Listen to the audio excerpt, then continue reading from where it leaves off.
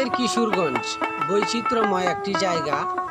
আমাদের এখানে খাল, বিল, নদী, নালা এবং ছোট ছোট ফিশারি সহ অসংখ্য পুকুর আমাদের বাড়ি বাড়িতে বিরাজমান। এখানে মাছ চাষ করা হয়, সুপারি এবং ধান, ভুট্টা, পাট, আখ সহ বিভিন্ন ফসলে ভরপুর আমাদের এই অঞ্চলগুলো। মৌসুমি সবজি আমাদের এখানে থাকে। আমাদের এখানে নতুন বাজারে তোলা হয় এই সব শাকসবজি, এখানে প্রতিদিনই বিক্রি হয়।